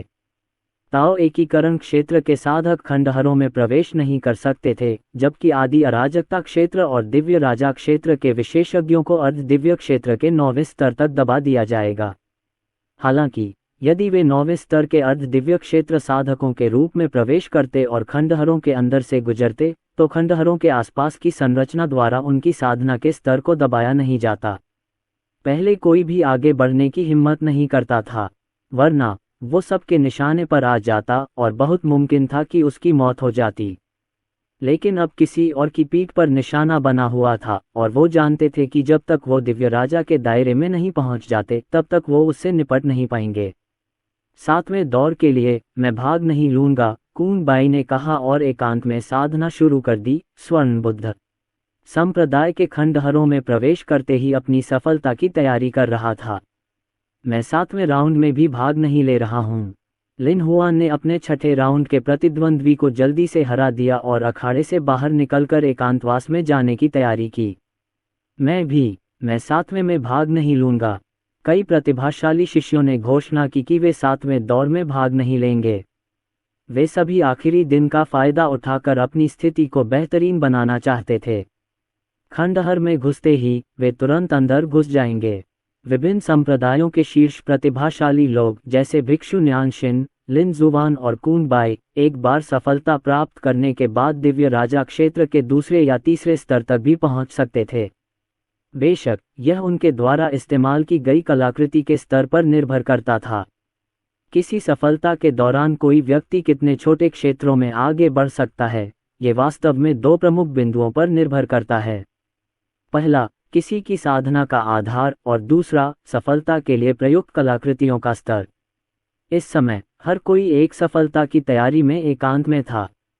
उनका लक्ष्य बिल्कुल स्पष्ट था। वे स्वर्ण बुद्ध संप्रदाय के खंडहरों में अरुण को पराजित करेंगे।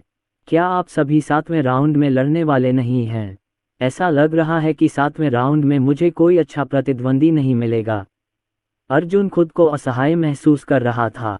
7वें दौर में 300 से भी कम प्रतिभागी थे और वे सभी असंबद्ध साधक थे। उनमें से 100 से ज्यादा 8वें स्तर के अर्ध दिव्य क्षेत्र के विशेषज्ञ थे और बाकी 9वें स्तर के अर्ध दिव्य क्षेत्र के विशेषज्ञ थे। हालांकि इसमें कोई संदेह नहीं था कि उनकी युद्ध शक्ति संप्रदाय के शिष्यों से अतुलनीय थी।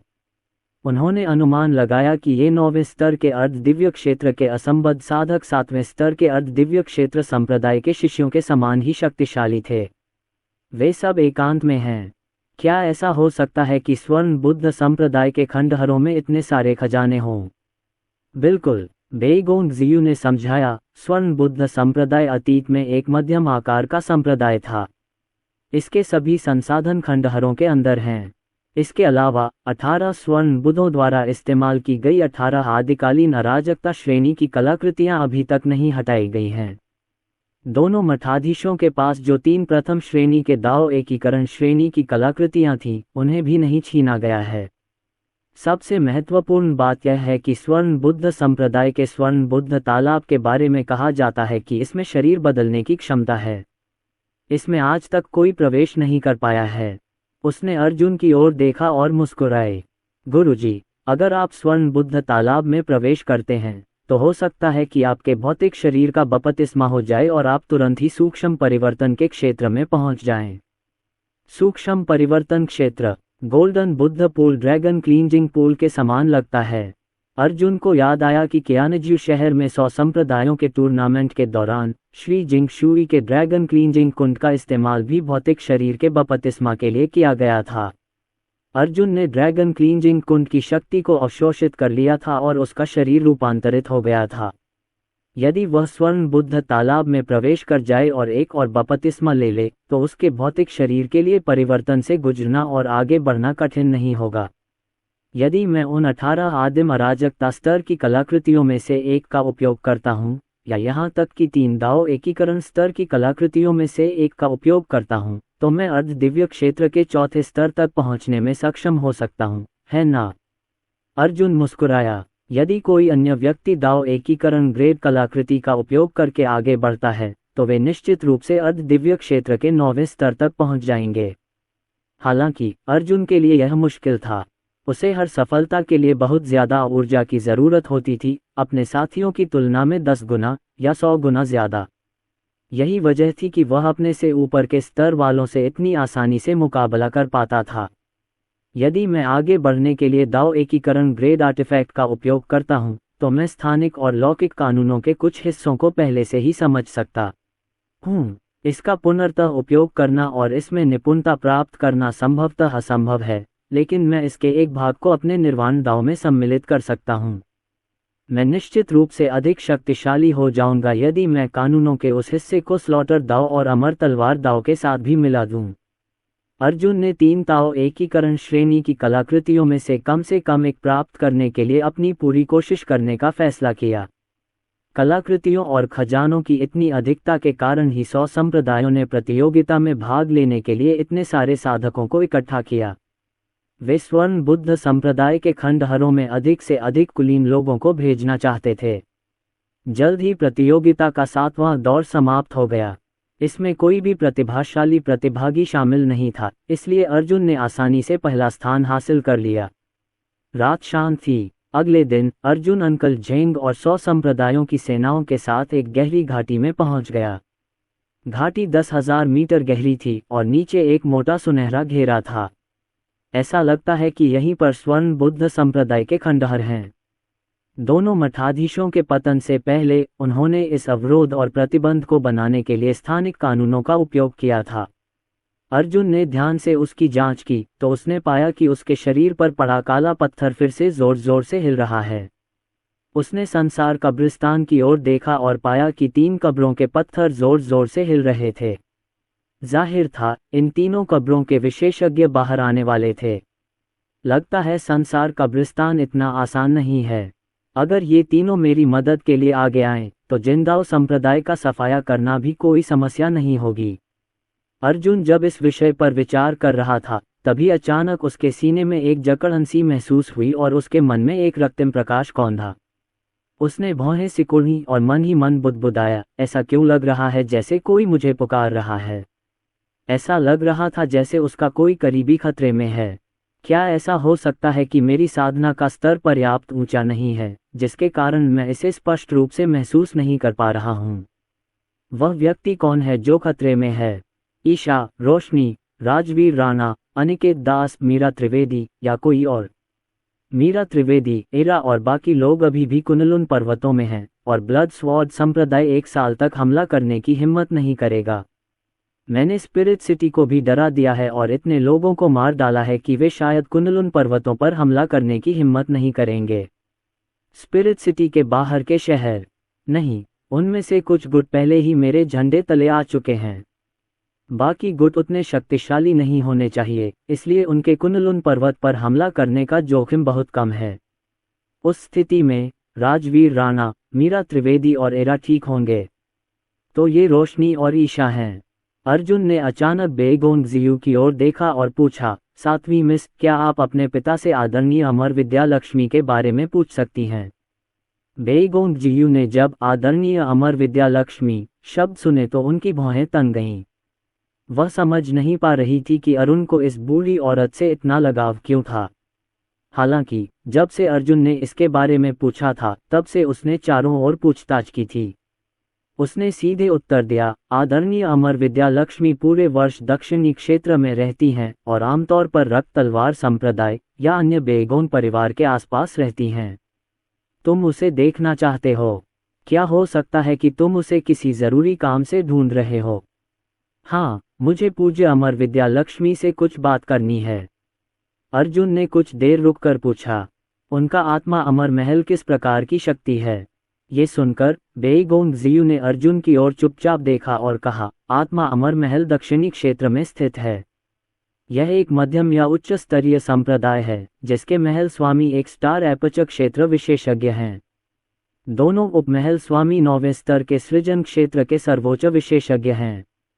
आत्मा अमर महल केवल महिला शिष्यों को ही स्वीकार करता है, लेकिन इस पूजनीय अमर विद्या लक्ष्मी का बेगोन परिवार के साथ गहरा रिश्ता है। ये बात मुझे अपने पिता से बातचीत से पता चली। हालांकि ये रिश्ता अफवाहों जैसा नहीं है। बेईगोन परिवार और वह बस एक दूसरे से वही ले रहे हैं जिसकी उन्हें ज़रूरत है। बेईगोन परिवार पश्चिमी और दक्षिणी दोनों क्षेत्रों में मौजूद है।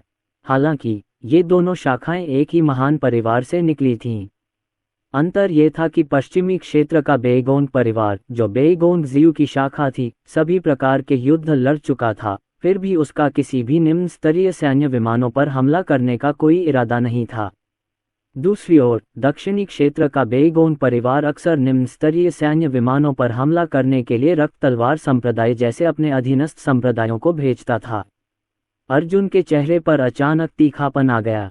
क्या संबंध? व्यापार? संसाधन? उसने पूछा। आप इस तरह से सोच सकते हैं। हमारे बेईगोन परिवार की स्पिरिट इम्मोर्टल पैलेस के साथ साझेदारी है। हमारे परिवार के कलाकृति जालसाज आदिकालीन अराजकता श्रेणी की कलाकृतियों को परिष्कृत करना जानते हैं। आमतौर पर स्पिरिट इम्मोर्टल पैलेस में 20 आदिकालीन अराजकता श्रेणी की कलाकृतियों को एक दाओ एकीकरण श्रेणी की कलाकृति के बदले में प्राप्त किया जा सकता है।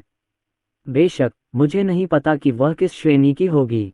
अर्जुन चौंक गया। 20 में से एक? क्या दाओ एकीकरण ग्रेड कलाकृति इतनी मूल्यवान थी? इसमें कोई आश्चर्य की बात नहीं थी कि रक्त तलवार संप्रदाय चेननपिन को जीवित रखना चाहता था, क्योंकि वह दाओ एकीकरण स्तर की कलाकृतियां गढ़ सकता था।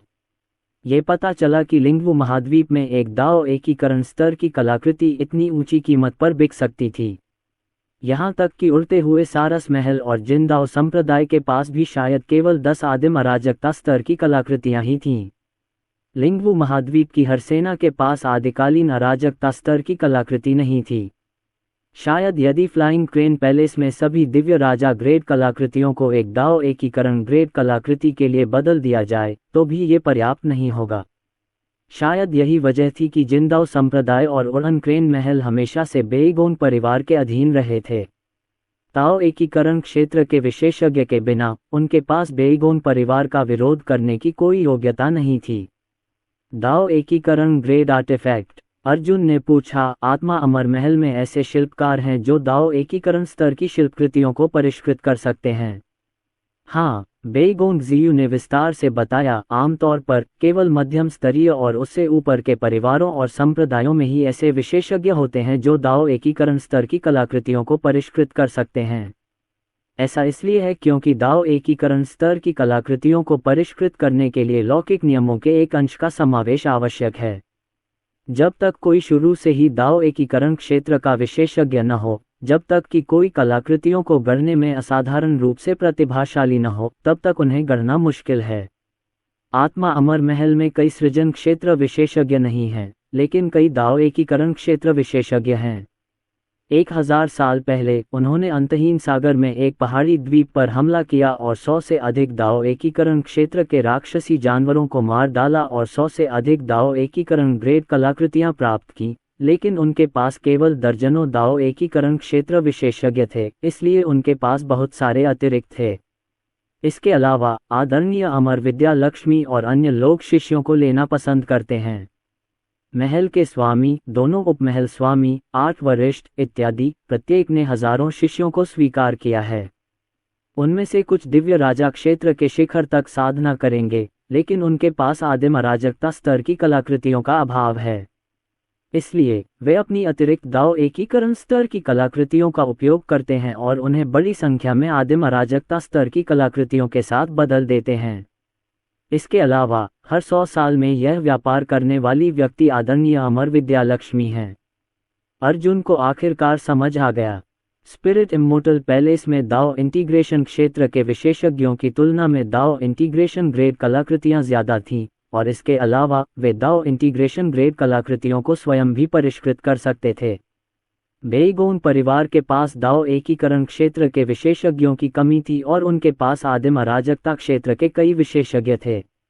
इसलिए उन्होंने आत्मा अमर महल से दाओ एकीकरण स्तर की कलाकृतियों के बदले आदिम अराजकता स्तर की कलाकृतियों का व्यापार किया। इन कलाकृतियों का मूल्य इस तथ्य से और भी बढ़ जाता है कि इन्हें तोड़ने के लिए किसी की आदिम अराजकता ग्रेड या दाओ एकीकरण ग्रेड कलाकृति को उसके शरीर के साथ मिलाना पड़ता है। इसका मतलब ये था कि उस व्यक्ति को युद्ध हथियार के रूप में एक और कलाकृति की आवश्यकता होगी। तो फिर अगला व्यापार कब है?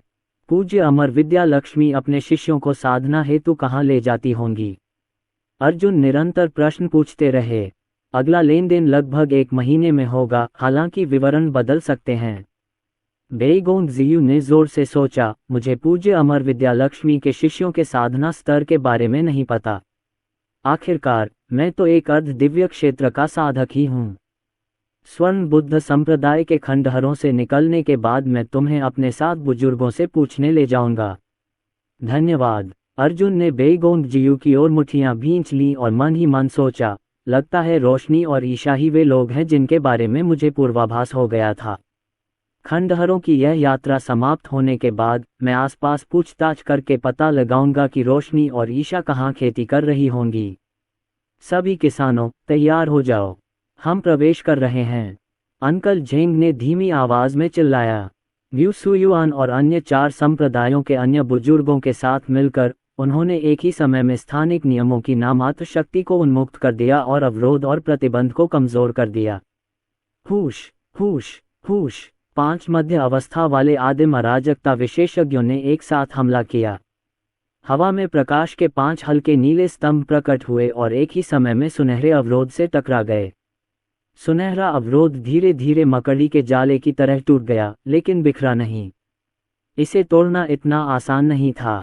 हालांकि चूंकि इस अवरोध पर पहले भी कई बार हमला हो चुका था, इसलिए ये स्पष्ट था कि यह जल्द ही अपने चरम पर पहुंच जाएगा और संभवतः केवल 50 या उससे ज्यादा साल ही टिक पाएगा। व्यू सुयुआन ने गुप्त रूप से जिनदाओ संप्रदाय के एक अन्य शिष्य व्यू युआन को संदेश भेजा, खंडहर में प्रवेश करने के बाद एक अच्छी दिव्य राजा श्रेणी की कलाकृति ढूंढो और तुरंत अंदर घुस जाओ। फिर ये शितियान को मार डालो। उधर झेनकोन के मठाधीश वू यू ने भी भिक्षु नियानशिन को अपनी आवाज सुनाई। प्रवेश करने के बाद सीधे भीतरी क्षेत्र में प्रवेश करें और 6ठी या 7वीं श्रेणी की दिव्य राजा श्रेणी की कलाकृति ढूंढें जिसे तोड़कर पार किया जा सके। फिर ये शितियान को मारने का कोई मौका ढूंढें। लगभग उसी समय फ्लाइंग क्रेन पैलेस के एल्डर वांग तियान ने एक अन्य व्यक्ति को आवाज संदेश भेजा और वही आदेश दिया।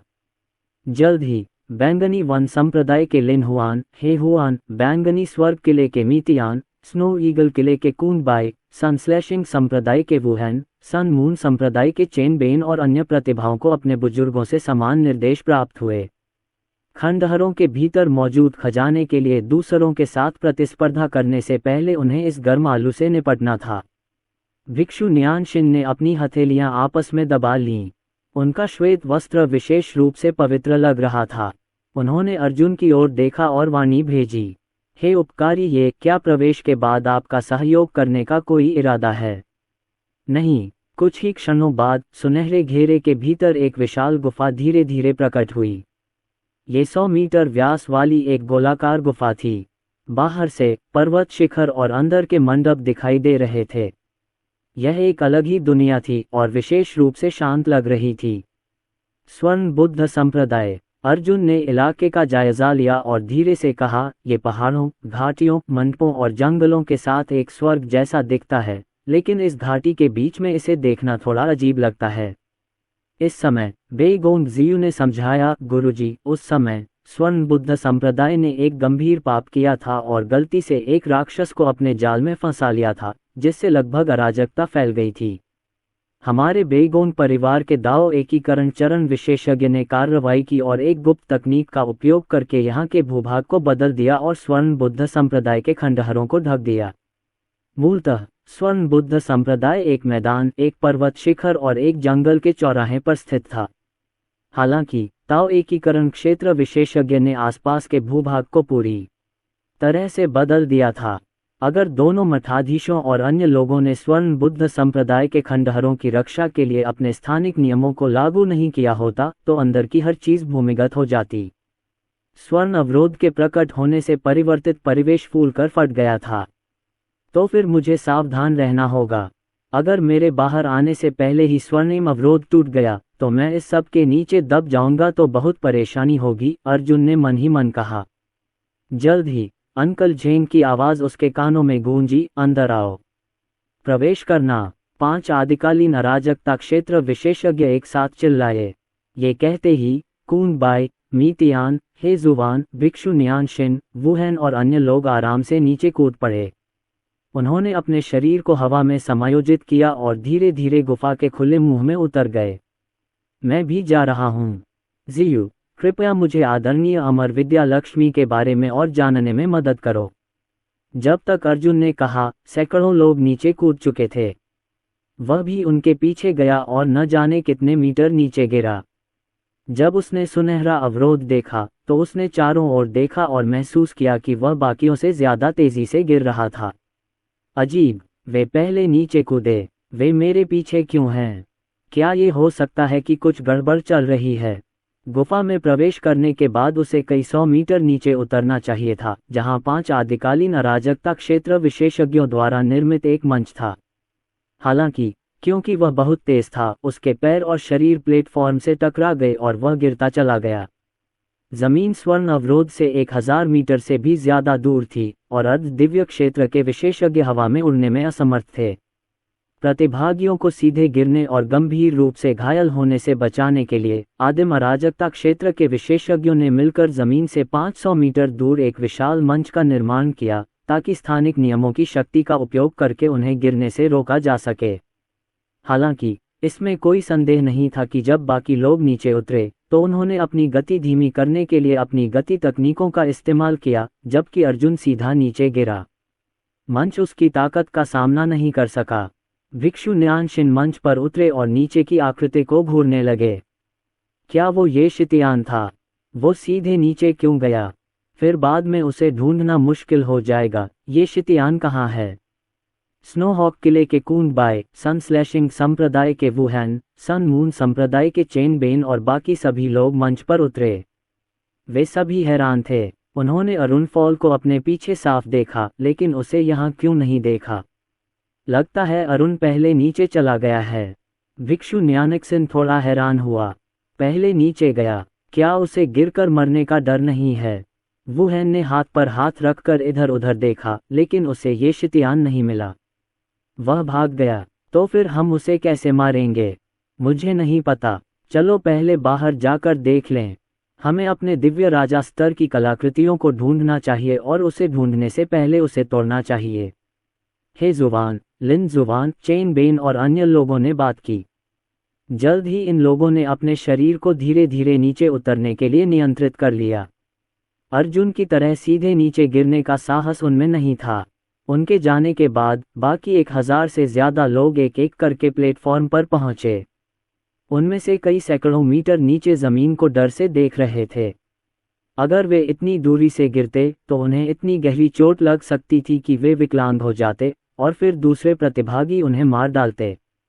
लिंगवू महाद्वीप कुनलुन पर्वतों से अलग था। यहाँ गुरुत्वाकर्षण बहुत प्रबल था और केवल दिव्य राजा क्षेत्र के विशेषज्ञ ही आकाश में उड़ सकते थे।